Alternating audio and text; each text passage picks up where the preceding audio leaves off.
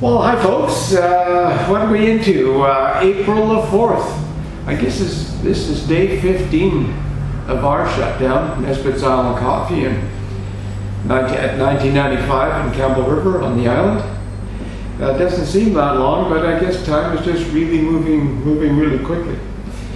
I watched, as I suppose maybe some of you have as well, Ontario's breaking down of the data. And it was pretty, I think one of those old cases. I remember an accountant at one time told me when we were doing a seminar in the 80s regarding investors and MERVs and property management. And things weren't going that well, and several of the limited partnership members were flying in to get a report. And I said, well, how are you going to do this? And he said, well, don't worry about it. Once I start playing with numbers, everything will sort of fall into place. And I thought, well, how can that be? Because some of the people were flying in on their own private jets and what have you. But as I sat in that presentation, I quickly realized that nobody really wanted to ask any tough questions. They didn't want to look stupid, I suppose, because the numbers were baffling and overwhelming.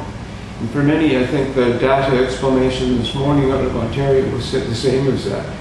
You have all these numbers and possibilities and potentials, but it's sort of hard to make head or tail of it. But I've been looking at several experts who have done projections and plans as well. And it seems, and these are all medical people, they're professionals in their field.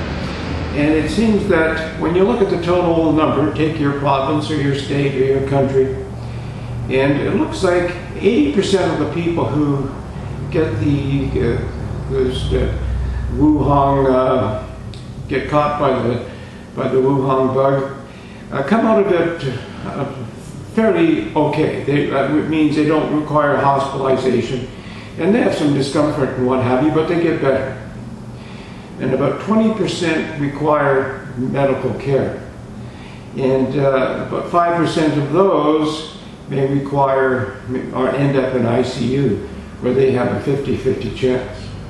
So with those numbers, it sort of gives one just a good rough idea of what happens. 80% seem to come out of this okay. Unless, of course, this virus mutates and something more drastic happens. And in that report this morning, some of the medical people were saying, no, it could be 18 months to 2 years while this is still really active. And when I thought about that, I mean, that's a pretty heavy statement. And because if you're going to have social distancing and all these controls in place, which right now we totally understand, so we don't want to overwhelm the hospitals and everybody getting sick at the same time. But you cannot take a society, a social society, and have them social distance for 18 months to 2 years. You have totally changed the dynamics, the way people act, the way people sort of interact. And there's no way an economy can survive on this kind of a shutdown for 2 years. Let's face it. You'd have to be really naive to think it could. I mean, the whole world, you lock the world down for 18 months to 2 years, and it's a changed place. But I'm thinking there are people who are desperately trying to discern whether, of that 80%, are they susceptible to catching the virus again?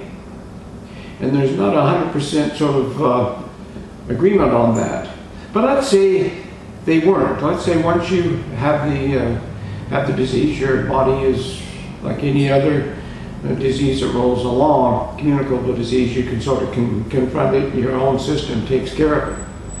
So let's say that of that, the 80% of the people, that happens.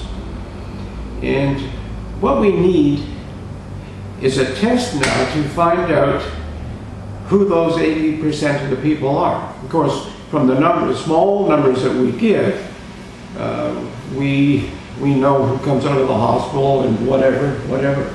Like the last numbers in British Columbia, what did we have? 1,121 cases. This is in April 2nd.